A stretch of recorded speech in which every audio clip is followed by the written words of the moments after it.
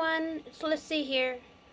So I posted on my Facebook, or shared a post from a friend, and it was about being kind of scared on telling who you are. And it's about being autistic and being scared if someone will not get it and treat you differently, which in the past I've had that happen when they got to know me before and I told them that I was autistic and dyslexic, and their point of view of me totally changed. And well, they just treated me differently than what they were before, and I kind of hated that. And then I realized, oh wait, they changed. I didn't. And so, yeah, I just had to not say like I'm autistic and dyslexic out loud, but I want to be brave now and share my kind of experiences of it. So, the first thing to actually get what it's like being autistic and dyslexic, it's, if you take a computer, for example, you can have one that's slow and one that's fast. Like an autistic, you can have one high functioning or low functioning, which means like one may seem like a normal person to you in like up front, but also behind the mirror they have difficulties with like either things that normal people can actually do. But you never know until you actually get to know the person. So, back to what I was saying about the computer. Yeah, you can have a computer that's slow and fast. And when you keep asking a computer to do a lot of jobs all at once, it starts to slow down. And then if you keep on going at it, it will kind of freeze. And then it won't really work after that until you give it some time to think and process. And then after a while, if you leave it alone, it will come to what the job was you were asking it to do. So in that kind of explanation, an autistics get overwhelmed very easily. The real world, it can be pretty scary for an autistic size. But for me, I've learned to kind of cope in those situations. Like when I was younger, our brains don't really kind of filter things out, and we can hear everything all at once. And it gets so overwhelming that we can't really point to one sound, like kind of normal people. I know I keep saying normal people because that's like how I differentiate an autistic to like a normal person. Like if you don't have a disability, you're normal. And so the world can get pretty scary. And that's why you'll see like autistic kids throwing like, they look like tantrums, but they're really kind of ways of telling like people, either their moms or whoever's with them, that their environment is just way too busy and too loud, or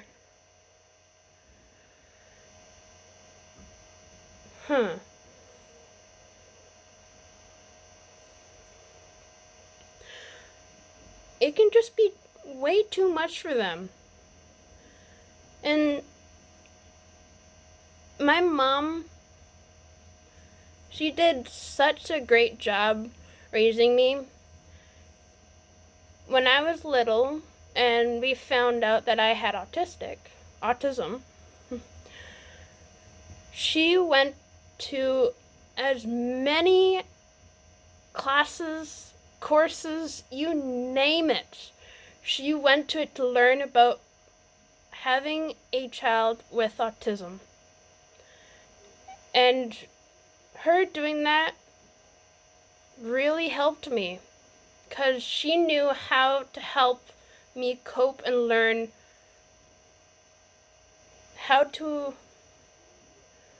kind of move to what life hands me, in a way I can explain that.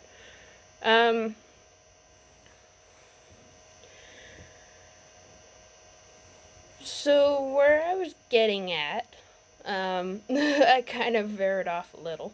And autistics can sometimes get distracted kind of easily. That can be a good thing, but sometimes a bad thing. And one more thing that really stood out to my parents when I was little, I was really easily kind of, well, no, those aren't really the words to put it.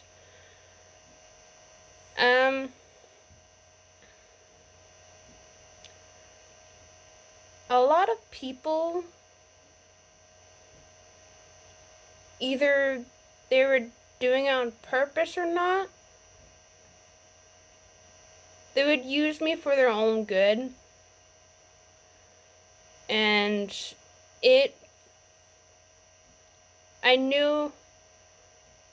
sometimes I knew that what was happening was either not good, or like I shouldn't be doing it. And yeah, a lot of those times my parents really struggled, and I can see a lot of the anger because of people would use me for their own good, and they wanted to really protect me. And there are those times that I didn't see because of being autistic. And there's those times that couldn't really foresee happening, but they did. And eventually I was able to get out of those situations, and life carried on. Um, so, not really much else to kind of explain being autistic, but getting on to like being dyslexic, that's another thing. It's kind of different. It's part of the autistic spectrum, but it's different from being autistic. Dyslexia is not, like, you can't really form kind of sentences, which when I was younger, like a kid, and I was not even able to put sentences together. I would be like one word kind of person, because that's how my brain worked. I couldn't form what would make sense to a sentence. And eventually I got better as I went to a special school that actually dealt with kids that had dyslexia. It was called Kenneth Gordon School, and now it's called something else because they've moved and changed the name a little. But that school really helped me. And eventually, I got really better. As you can tell, I can actually have a more conversation. But before, I was totally uncomfortable, and I couldn't really make up what people were kind of saying to me, or it was more like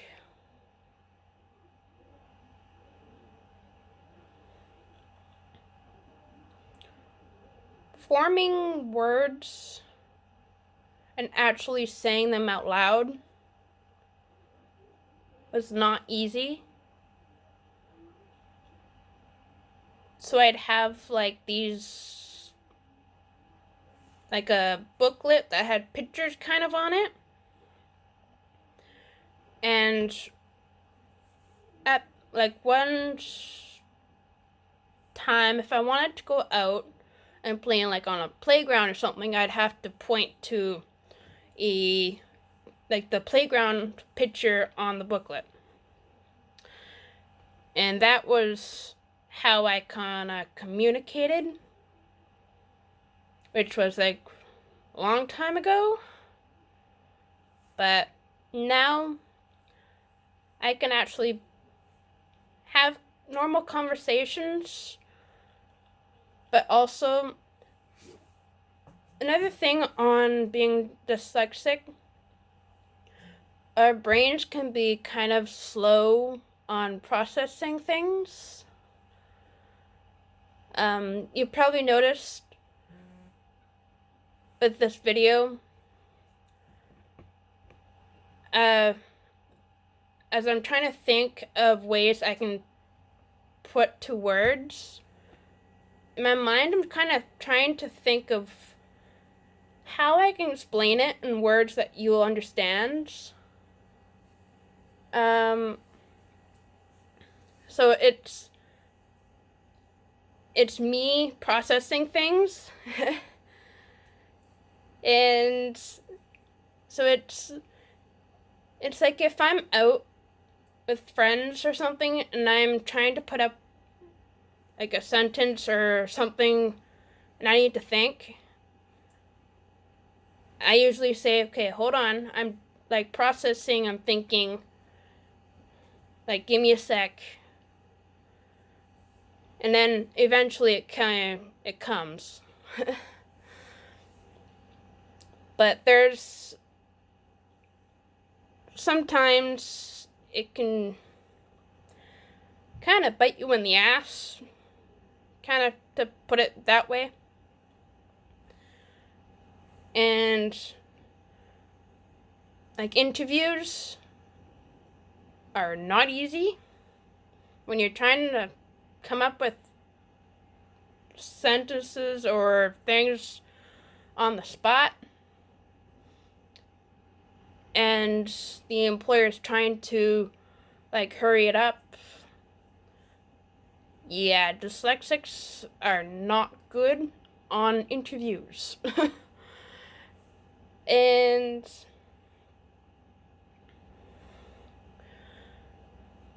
I do find, like, I love texting, as you can actually take your time to respond to the text you got before. But with calling, I'm not a big fan of calling. If I know what the matter is, and that I've either prepared a speech or something, and I know what I'm going to say, then I don't mind calling. But it's the actual thinking on the spot. It's a little hard for me. But you get used to it and try and navigate through what days are and what comes at you and life. It's not easy. So I hope this video can help you understand what autistics and dyslexics are like. They're also part of the spectrum, Asperger's, and there's many more part of the spectrum.